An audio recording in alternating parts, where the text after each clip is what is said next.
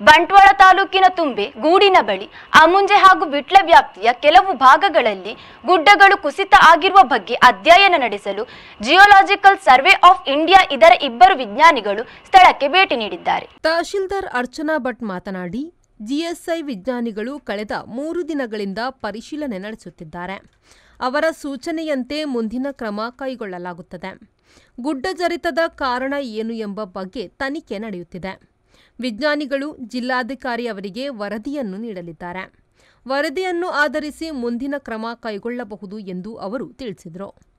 ಜಿಲ್ಲಾ ವಿಪತ್ತು ಪ್ರಾಧಿಕಾರದ ತಾಂತ್ರಿಕ ಸಲಹೆಗಾರ ವಿಜಯ್ ಕುಮಾರ್, ಹಿರಿಯ ಭೂ ವಿಜ್ಞಾನಿಗಳಾದ ಸೆಂಥಿಲ್ ಕುಮಾರ್, ಸೋವೇಶ್, ಕಿರಿಯ ಇಂಜಿನಿಯರ್ ಯಶವಂತ್, ಕಂದಾಯ ನಿರೀಕ್ಷಕರುಗಳಾದ ವಿಜಯ್, ಜನಾರ್ದನ, ಗ್ರಾಮ ಆಡಳಿತ ಅಧಿಕಾರಿ ಕರಿಬಸಪ್ಪ ಮತ್ತು ಕಂದಾಯ ಇಲಾಖೆಯ ಸಿಬ್ಬಂದಿ ಸದಾಶಿವ ಕೈಕಂಬ ಹಾಜರಿದ್ದರು.